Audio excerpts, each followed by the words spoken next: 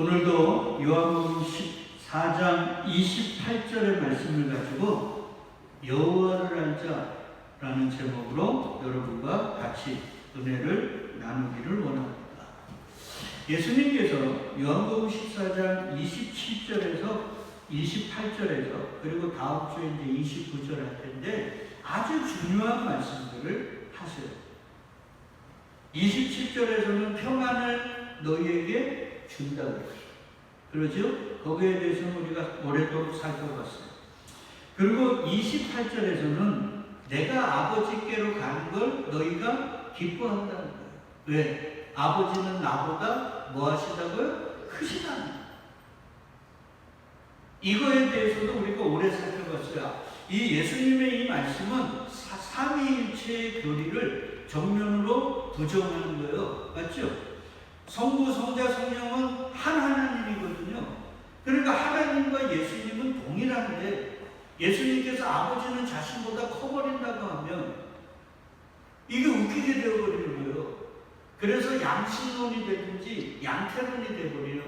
그래서 기독교 역사에서는 다 이단이 됩니다.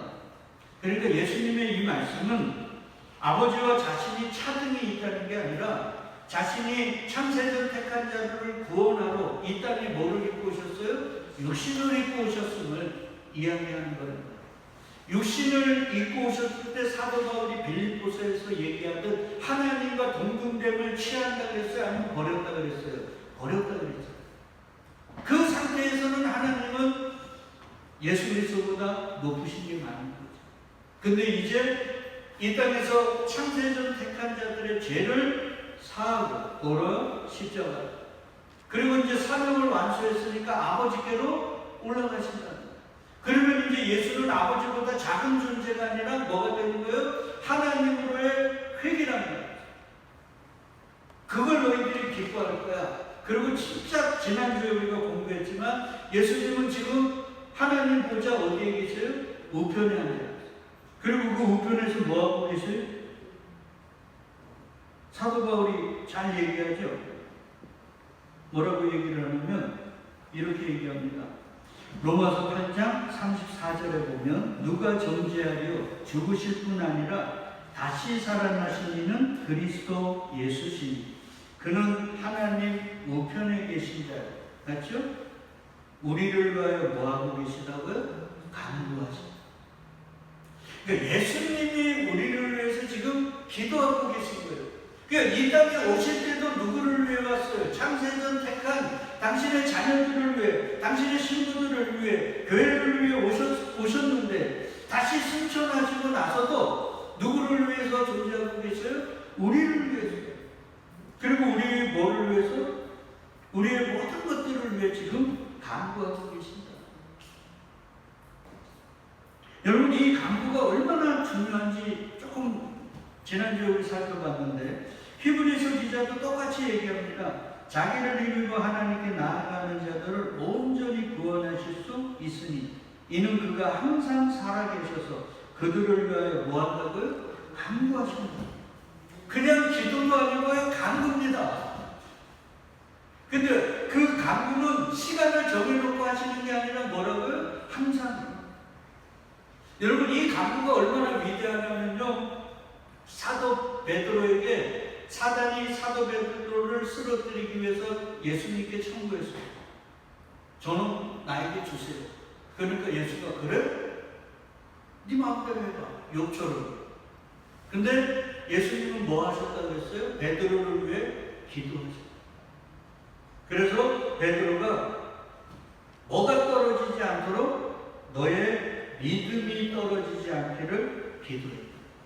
여러분 이게 얼마나 중요하냐면요 우리는 우리 삶에 우리 자녀들의 삶에 우리가 중보하는 대상들의 삶에 어려움이 없고 역경이 없고 문제가 해결되고 이런 것들을 원해요. 맞죠? 근데 예수님의 말씀은 자기의 제자들까지도 사단이 무언가 획책하기 위해서 요구를 하면 그걸 거절하는 게 아니라 준다는 거예요. 이게 다 유익하기 때문이지 않겠습니까? 그러니까 우리 삶에도 어려움과 역경이 우리가 죄를 지었기 때문일 수도 있지만 그렇지만 거의 99%는 우리에게 뭐가 되기 때문에 유익합니다. 그래서 허락하십니다. 근데 중요한 건 뭐냐면 그 고난과 역경 가운데 우리가 고난당하고 역경당하고 나서 택한 자들에게 있어서는 믿음이 지푸리라도 없지만 그 조그만 믿음이라도 없어져 버리면 우리는 끝나는 거잖아요. 이런 저주가 어디 있고 이런 비극이 어디 있습니까? 근데 인간들은 이 우리의 믿음을 지킬 수가 없어요. 우리게 아니기 때문에. 근데 예수가 뭐라고 얘기를 하냐면 베드로의 믿음을 떨어지지 않기를 위해 기도. 가룟 유다와 베드로가 다른 이유는 여기에 있습니다. 가룟 유다를 위해서는 기도하신다고 말씀하신 적이 없어요. 근데 베드로 사도는 부인, 저주, 맹세까지 했음에도 불구하고 어떻게 보면 가룟 유다보다도 더 나쁜 사람이에요. 누가복음에 보면요, 베드로가 부인, 저주, 맹세할 때 시간이 나와 있는데 1시간.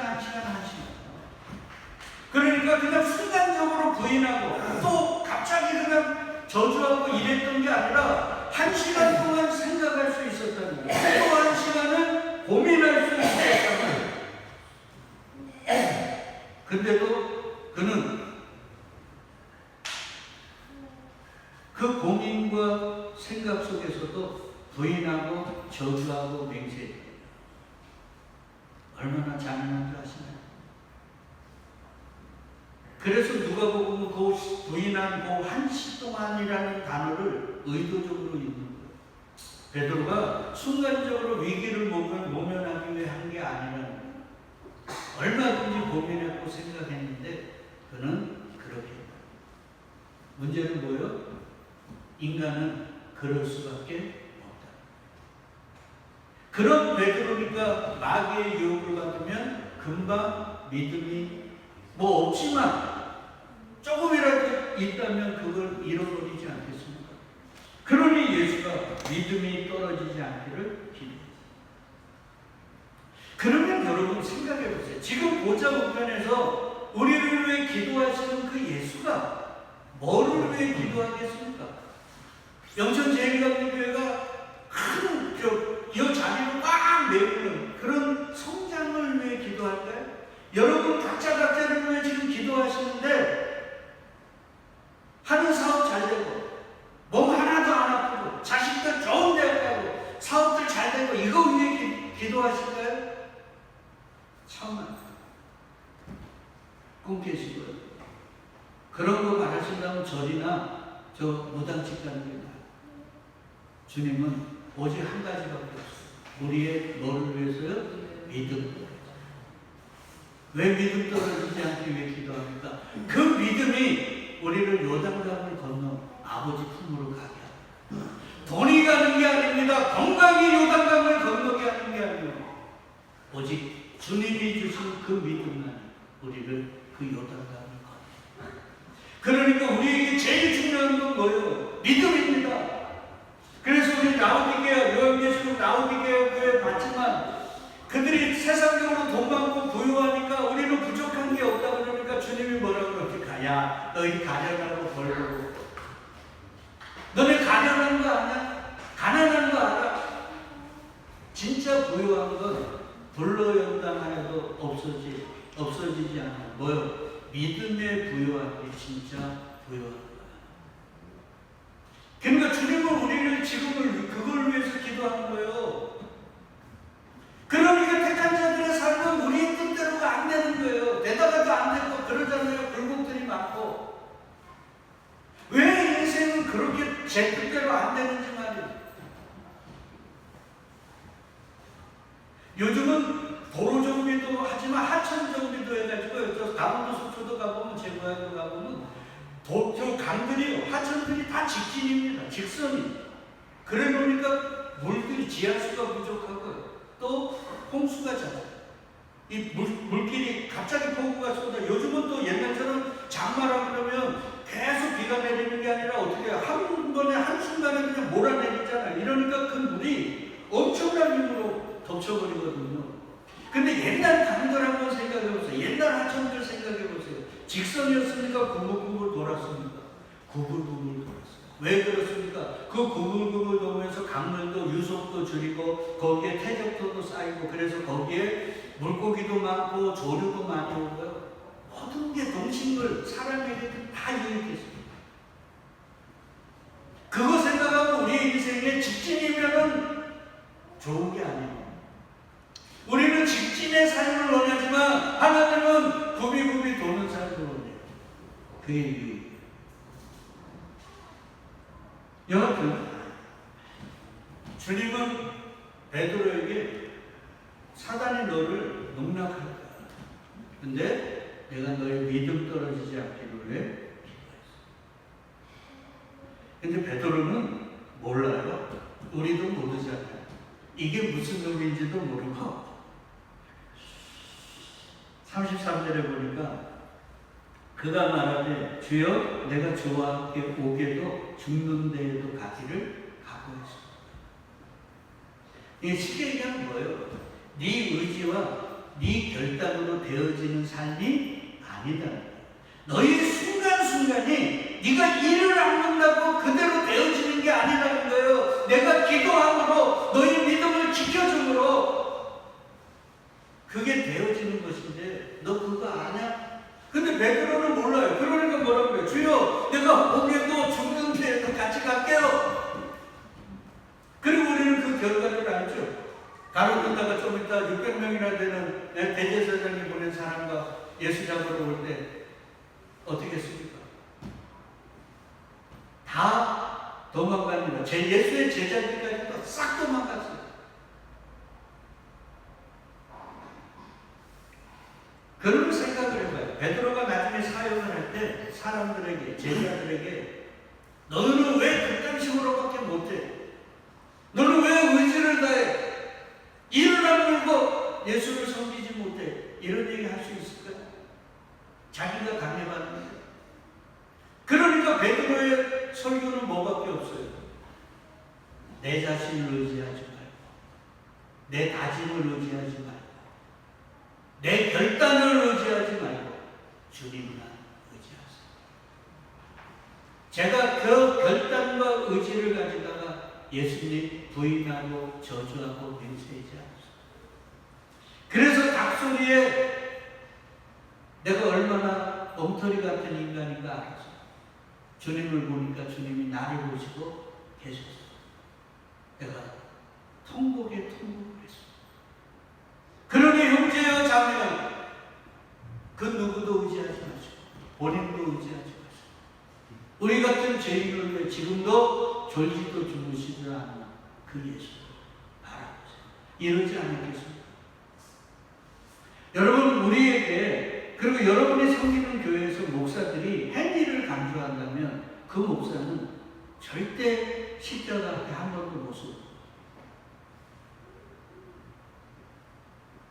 내 의지와 내 다짐이 얼마나 사상 누각인가를 경험해보지 못했기 때문에 저도 일을 안 물고 일을 하도 안 물어갖고 지금 틀리하고 있잖아요. 그래도 되지 않습니다. 어느 목사님은 저에게 이런 얘기까지 했어요. 목사님 내가 허벅지 한번 보여줄까요? 그래서 보여주니까 진짜 이게 없어지지를 않아. 하도 볼펜으로 찍어가지고 그렇게 하면서 말씀을 따라 살려고 해요. 안 돼. 그리스도가 지켜주지 않아요. 그리스도가 이끌지 않으면 절대 불가능해요. 그러니 예수 믿으라 그러죠. 그게 아니면 우리 보고 하라 그러지 않겠어요. 자, 여러분 출애굽기에 잘 알지만 하나님이 제일 미워하는 그 무리들 중에 하나가 아말렉입니다. 그 아말렉과의 전쟁에서 신기하죠. 11절에 보면 모세가 손을 들면 이스라엘이 이기고 손을 내리면 아말렉이 이기던 일이에요. 그러니까 세상의 전쟁은 영적인 의미가 있다는 거예요. 맞죠? 그러면서 우리 잘 알잖아요. 이 글이 모세가 혼자 그 노년에 손 들고 기도하니까 얼마나 힘듭니까?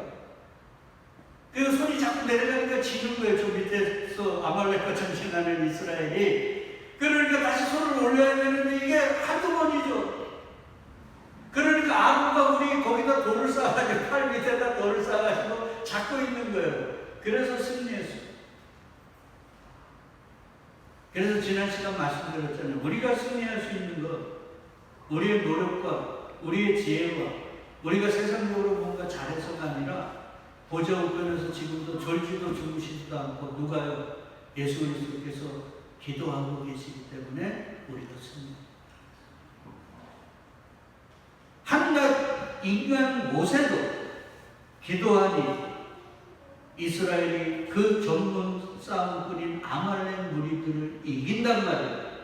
근데 하나님이신 예수 그리스도께서 우리를 위해서 기도하면 우리가 지겠습니다. 그러면 이런 질문을 할 수가 있죠. 목사님, 지금 삶을 보니 무슨 이기는 지금 지고 있는데. 아니요, 그게 이기는 거라니까요. 우리는 자꾸 내가 뭔가 생각하고 기도하고 뭔가 내 뜻대로 하면 잘 되어지면 그게 승리하는 줄 알아요. 아니요, 그게 지는 거예요. 진짜 승리는 내 뜻대로 안 되는 거예요. 그래서 자꾸 누구를 보게 만드는 거예요. 하늘을 보게 하고 주님의 이름을 부르게 하는 거, 그게 승리입니다.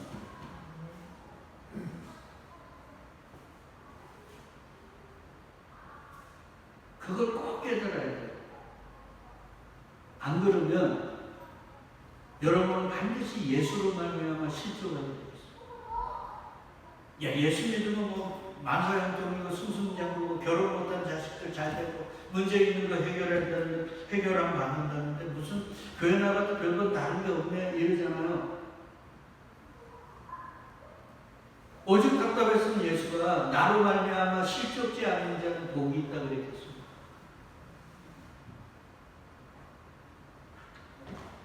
그걸 우리가 지난 시간 공부했단 말이에요. 그래서 모세는 피곤하여 손이 내려왔는데 이사야의 증언에 의하면 하나님은 피곤하지 않아요. 피곤하지 않아요. 졸지도 않으시고 주무시지도 않아요. 그러니까 그분의 기도는 항상이 맞는 거예요. 항상. 우리가 자고 있을 때도 기도하시고 우리가 세상에 빠져 살 때도 기도하시고 그 바람에 우리가 일요일날 예배의 자리로 때로는 먼 데 갔다가 다시 돌아오기도 하고 딴 생각하다가 아이고 이거 아니지 하고 돌아오는 거예요. 뭐 때문에? 우리가 깨달아서 우리가 뉘우쳐서가 아니라 주님이 뭐하기 때문에요? 기도하시고. 그러니까 주님이 지금 아버지, 자신보다 크신 아버지께로가 하나님이 되신다는 건 우리가 섭섭해할 게 아니라 얼마나 기뻐해야 될 일이냐 이 말이에요. 아멘. 그리고 조금 더 생각해 볼게. 저와 여러분들이 지금 우리가 믿는 하나님, 예수님에 대해서 잘 모르는 것 같아요. 예수가 그러잖아요. 아버지는 나보다 크시니라. 그리고 내가 가는 게 너희가 기뻐한다. 왜? 나보다 크신 하나님이 이제 내가 하나님으로 가는 거니까 기뻐하는 거예요. 그분은 이제 졸지도 주무시지도 않고 피곤치도 않고 우리를 위해 기도할 수 있습니다. 그러니까 이런 것들을 통해 뭐를 깨닫냐면 우리가 하나님 그리고 예수 그리스도 주님 하는 그 예수 그리스도에 대해서 얼마나 알고 있느냐는 거예요.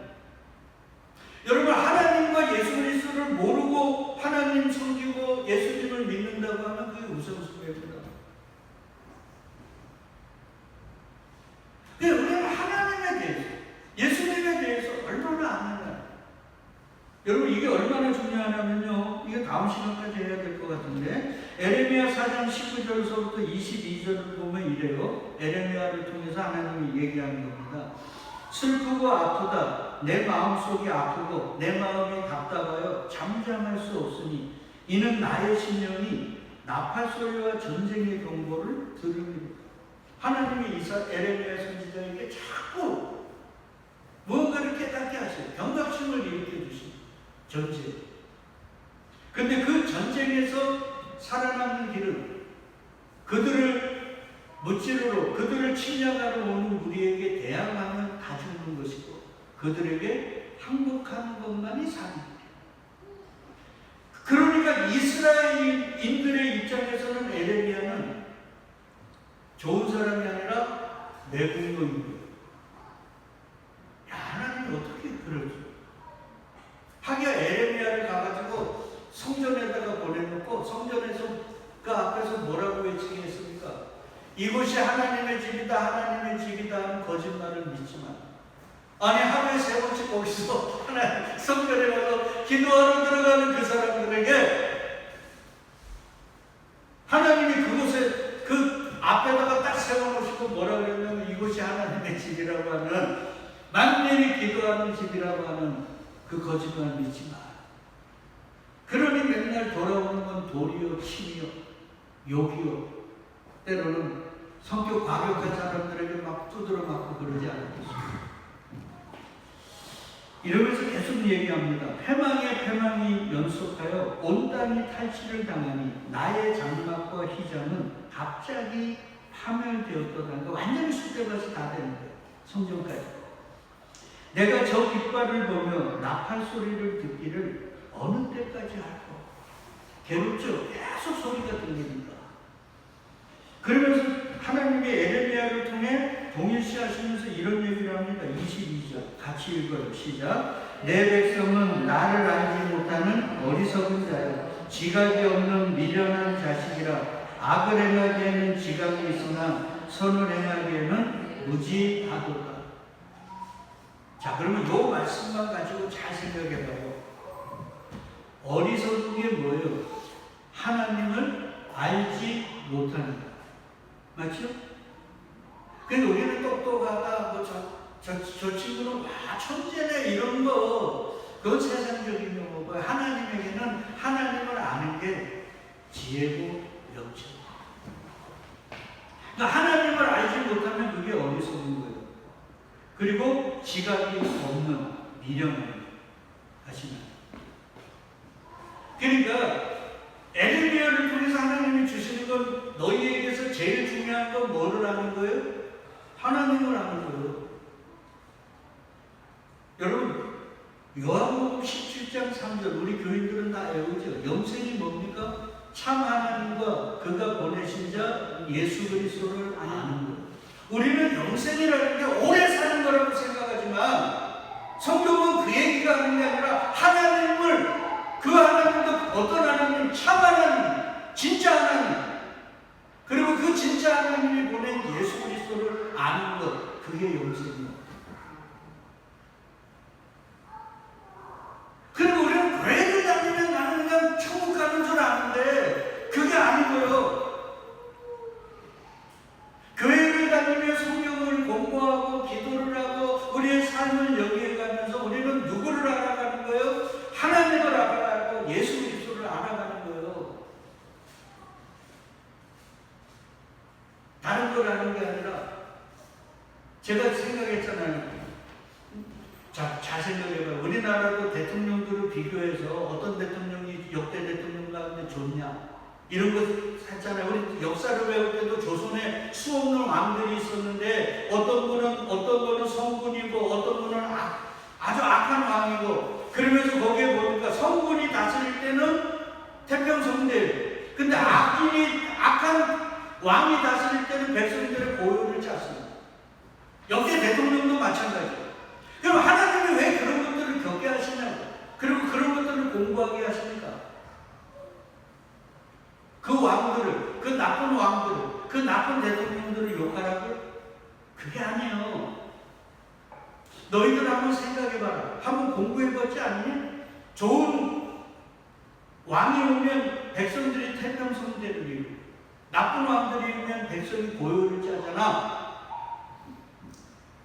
세상도 그런데 진짜 왕, 진짜 대통령, 정도 없고 흠도 없는, 자기 배를 위하는 게 아니라 오히려 섬기고 자기 몸과 피까지 나눠주시는 그분이 다스리는 그 나라는 얼마나 좋겠냐, 이것 깨달으라고 경험케 하시는 거예요.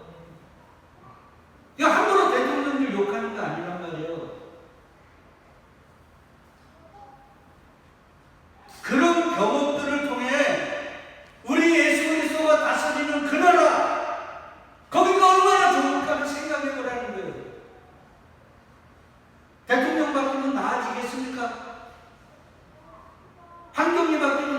아닐까요? 웃기는 얘기 하지만 지금을 보면 우리가 환경이 안 좋아가지고 이 모양입니까? 그거 아니란 말이에요. 그걸 통해 깨달으라는 거예요. 땅을 통해 뭐를 보라고요? 하늘을 보라고.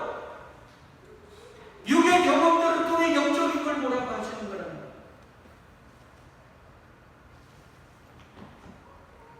그러니까 하나님이 얼마나 안타깝겠습니까? 그러니까 이 백성은 답을 알지 못해요. 그래서 어리석고 미련한 자식이라는 거예요.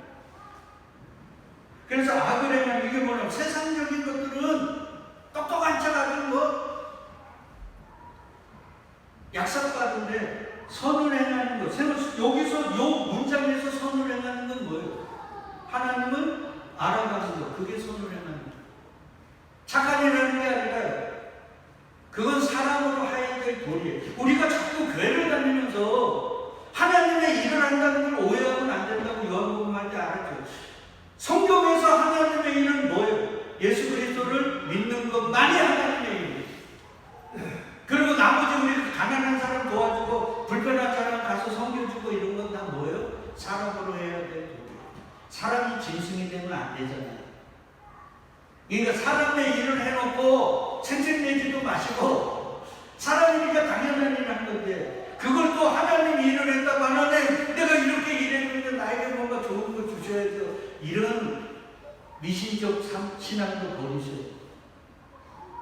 우리가 오직 해야 될 유일한 하나님의 일은 요한복음에 보니까 예수 그리스도를 믿는 거예요. 여하튼 우리는 하나님을 알아요. 호세아는 여호수아입니다. 그리고 이걸 헬라어로 바꾸면 뭐예요? 예수예요. 그러니까 호세아, 여호수아, 예수가 다 기가 막히죠.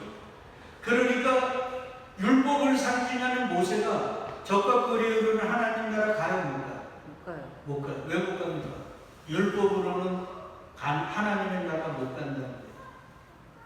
그래서 예수를 상징하는 여호수아가 그들을 데리고 요단강을 건너 하나님 나라. 그러니까 우리를 저 하나님 나라 데려가기는 누구? 그리스도 예수거든요.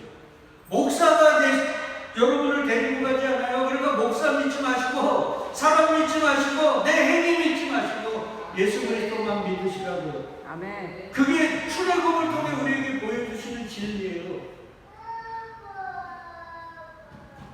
그러면서 이렇게 얘기합니다. 이스라엘 자손들아, 이걸 교회라고 보아도 무방합니다. 성경에서 이스라엘은 다 교회라고 생각합니다. 교회야 여호와의 말씀을 들어 여호와께서 이 땅 주민과 논쟁하시나니 이 땅에는 뭐도 없다고요? 진실도 없고 인애도 없고 하나님을 아는 지식도 없고. 그러니까 인간들이 하나님을 알려고 하지는 않아요. 세상 것들을 알려고 얼마나 애쓰는지. 요즘 또 손안에 컴퓨터들 다 있으니까 검색하고 난립니다. 그러니까 하나님에 대한 아무들은 없어요. 요즘 여러분 성경 프로그램들 얼마나 좋은지 아십니까? 여러분 요즘 막 그 챗GPT 이런 거 나오잖아요. 신학적인 거 다 가르쳐 줍니다. 저도 거기서 인사이트 다 얻거든요. 근데 그런 것들을 안 하고 그거 가지고 맨날 유튜브 보면서 김호중이가 구속됐니 안 됐니 그게 여러분에게 뭐가 중요합니까?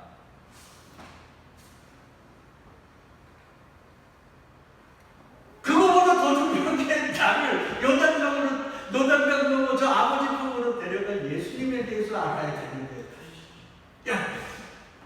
야 김호중 구속됐냐? 안 됐냐? 뭐 어떻게 되는 거야 막 아니 교회에서도 왜 그래요? 왜? 자 그러면서 이렇게 얘기합니다. 오직 저주와 속임과 사김과 도둑질과 간음뿐이요 포악하여 피를 기대입니다. 그러므로 이 땅을 슬퍼하며 거기 사는 자와 들짐승과 공중의 난사가 다 뭐한다고요? 쇠잔할 거예요. 여기에 이 짐승들로 표현된 게 우리입니다. 그러니까 하나님의 아는 지식이 없는 그곳에 있는 자들은 다 뭐한다고요? 쇠지. 그러니 호세아 예수님이 뭐라고 얘기하냐면 6장 1절입니다. 같이 읽어요. 오라 우리가 여호와께로 돌아가자. 여호와께서 우리를 찢으셨으나 도로 낫게 하실 것이요 우리를 치셨으나 싸매어 주실 겁니다. 여호와께서 이틀 후에 우리를 살리시며 셋째 날에 우리를 일으키시리니 우리가 그의 앞에서 살리라. 3절요. 그러므로 우리가 여호와를 알자. 힘써 여호와를 알자. 아멘. 어떻게 여호와를 알자고요? 힘써. 세상 것들을 얻기 위해서는 얼마나 힘씁니까? 새벽부터 밤늦게까지. 저도 어떤 때 보면 막 컴퓨터 같은 거 막 에러 걸려가지고 잘 안 되면 밤을 샙니다. 그때는요 피곤하지도 몰라요. 쌩쌩합니다. 근데 성경 읽고 기도하는 거는요 좀만 해도 피곤하고 나자. 여러분 보세요. 여기서 힘써라는 게 라프거든요. 이 원어가 무슨 뜻이냐면 형사가 범인을 쫓아가는 걸 표현한 말이에요. 그 정도로 힘써서 하나님을 알아가는 말. 우리가 지금 그렇게 알고 있습니까? 오죽 답답했으면 예수님이 육신을 입고 오셔가지고 제자들이 아니 요한도 기도 가르쳐주고 남들 다 기도 가르쳐주는데 우리도 기도 가르쳐주세요. 그러니까 가르쳐준 기도가 뭐예요? 주의 기도. 그러니까 사실 이 땅의 모든 기도는 다 잘못됐다는 거예요. 예수의 표현은 주의 기도. 근데 그 주의 기도에 처음에 주님이 뭐라고 가르쳐주세요? 하늘에 계신 뭐라고요? 우리 아버지. 얘들아 너희들이 지금 하나님이라고 하는 분이 누구라고요? 너희 아버지. 그러니까 그 당시에는 하나님을 아버지라고 여기지 않았다는 거죠. 그러니까 예수님의 표현에 의하면 하나님은 우리의 뭐가 되는 거예요? 아버지. 야 여러분 하나님이 우리 아버지인데 그 아버지가 부실할까요? 그 아버지가 우리 세상적 부모처럼 그런 존재일까요? 그러면 생각해봐요. 우리에게 지금 있는 여러 가지 문제들이 아버지가 능력이 없어서 때로는 우리가 미워서 그런 걸 경험하겠습니까? 우리 아버지는 완벽하십니다. 우리를 위해 독생자까지 내어주셨는데 근데 우리의 삶에 어려움이 있어요. 그걸 일부러 그러셨겠나요? 그래서 예수님이 요것만 하고 마치자고. 수고하고 무거운 짐진 자들아 다 내게로 오라. 내가 너희를 쉬게 하리라. 그 다음에 하신 말씀이 뭐예요?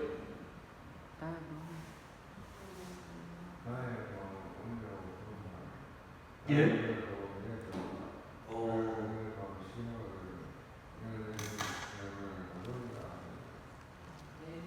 그러면서 이렇게 얘기합니다. 수고하고 무거운 짐진 자들아 다 내게로 오라. 내가 너희를 쉬게 하리라. 그러면 누구 보고 오라는 거예요? 수고하고 무거운 짐진 자들.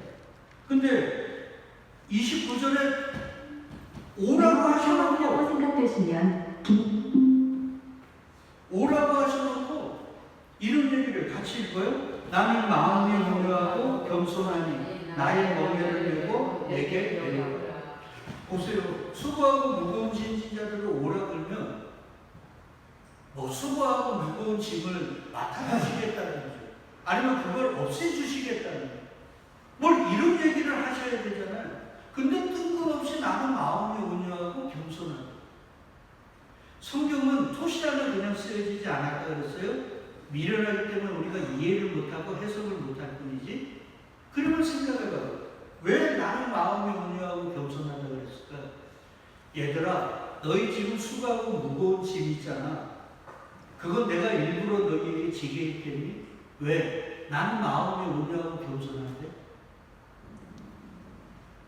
내가 그렇게 마음이 온유하고 겸손한 사람이 너희가 미워서 한번 골탕 먹으라고 수고하고 무거운 짐을 너희에게 메웠겠어? 뭔 의미가 있을 거 아니야? 그렇게 따지고 보면 우리에게 있는 지금 수고하고 무거운 짐은 그 의미를 알게 되면 짐이 아니에요. 뭐가 되는 거예요? 주님이 나에게 유익하게 하기 위한 선물이 돼요. 그런데 우리가 이런 것들을 어떻게 하냐면 하나님을 뭐요? 아버지라고 우리가 아셔야 되는 거예요. 하나님은 누군지를 바르게 알아야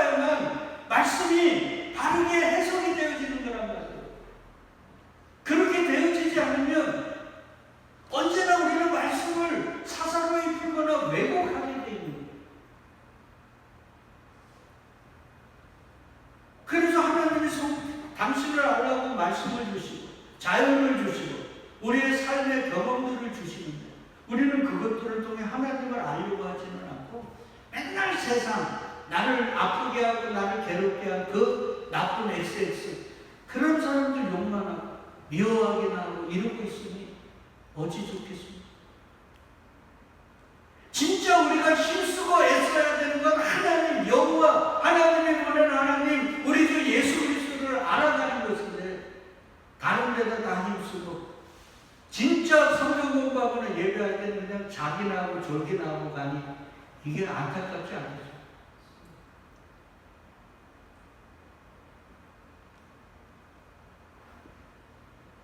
그러니 오늘 말씀을 잘 새기고요. 우리는 그래서 예배를 성경 공부라고 그러죠. 이 말씀을 들을 때는 이게 성경 공부예요. 이걸 통해서 하나님과 예수 그리스도를 그리고 여러분들은 예배를 통해 이런 음성을 들었기 때문에 이제 삶을 통해서 자연을 통해 그리고 여러분들의 삶의 여러 가지 경험들을 통해서 하나님과 예수님을 알아. 아까도 말했습니다. 좋은 대통령, 나쁜 대통령, 좋은 왕, 나쁜 왕. 이걸 통해 우리가 어떻게 깨달아야 하는지. 그러니 그분이 왕이 되시는 그 나라 얼마나 좋아. 그걸 기록해 놓은 게 요한계시록 아닙니까? 그러니 그 땅을 소망하고 그 왕을 빨리 우리의 대통령으로 뽑아야 또 뽑은 게 아니죠. 그분이 대통령이니까 빨리 와달라고 해야 되지 않겠습니까? 우리 모두 다 정신 한번 똑바로 잡으시고 마음 붙잡으셔서 그것도 우리가 할 수 있는 거 아니겠습니까? 또 한 주 말씀을 통해 삶을 통해 하나님을 더 깊이 알고 예수 그리스도를 더 알아가는 그런 귀한 한 주가 될 수 있게 될 주의 이름으로 축복드리겠습니다. 아멘.